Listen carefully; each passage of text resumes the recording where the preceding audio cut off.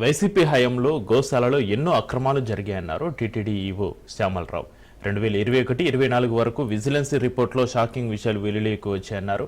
గత ప్రభుత్వ హయాంలో మరణించే గోవుల సంఖ్యను గోప్యంగా ఉంచారన్నారు. గతంలో పురుగులు ఉన్న దానాను గోవులకు పెట్టారని, కాలం ముగిసిన మెడిసిన్స్ గోవులకు వాడారని సంచలన ఆరోపణలు చేశారు.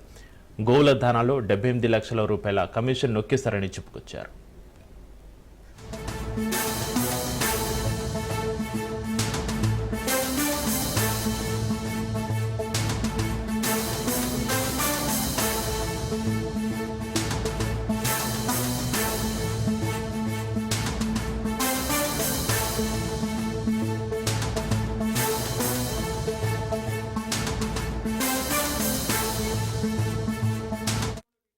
గోశాల విషయం ఎందుకు మర్చిపోతాం?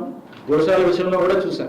గోశాల విషయంలో కూడా ఎన్నో అవకతవకలు ఉన్నాయి, అక్రమాలు ఉన్నాయి. ఇవన్నీ కూడా ఇప్పుడు మీకు చూపిస్తాను. 2021 నుంచి మార్చి 2024 దాకా జరిగిన అక్రమాలు ఏంటి?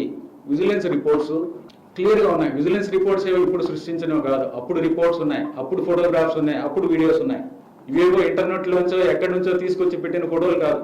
అవి రికార్డు ప్రకారం అవన్నీ కూడా డేట్తో సహా ఉన్నవి. అవన్నీ కూడా టీటీడీ రికార్డ్స్ లో ఉన్నవి. విజిలెన్స్ రిపోర్ట్స్ అప్పటి డేట్ లో ఉన్న రిపోర్ట్స్ ఇవన్నీ కూడా రికార్డ్ ప్రకారం ఉన్నవి. ఇవన్నీ కూడా ఇప్పుడేదో ఆలోచించుకుని చేసినవి కాదు, ఎక్కడి నుంచో తీసుకొచ్చినవి కాదు. ఇవన్నీ కూడా చూడొచ్చు. సపరేషన్ ఆఫ్ డెత్స్, గోవులు మరణిస్తూ ఉంటాయి. ఆ మరణించినప్పుడు ఆ ఎందుకు చనిపోయినాయి ఏమిటి ఇవన్నీ కూడా రికార్డ్ చేస్తాము. అవి సప్రెస్ చేయడం అంటే లెక్కలోకి తీసుకురాకుండా దాన్ని దాచిపెట్టడం, అదొకటి విజిలెన్స్ రిపోర్ట్ లో వచ్చింది. Poor maintenance and hygiene of గోశాల. అసలు మెయింటెనెన్స్ అనేది చాలా ఘోరంగా ఉంది. మీరు ఫోటోగ్రాఫీ చూస్తే చాలా బాధపడతారు.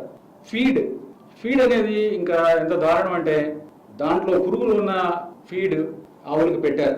మెడిసిన్స్ ప్రొక్యూర్మెంట్, దాంట్లో మెడిసిన్స్ కి అసలు లేబుల్ అనేది లేకుండా ఎక్స్పైరీ అయిన డ్రగ్లు కూడా యానిమల్స్ కి పెట్టడం జరిగింది. ఫీడ్ ప్రొక్యూర్మెంట్ లో కూడా కరప్షన్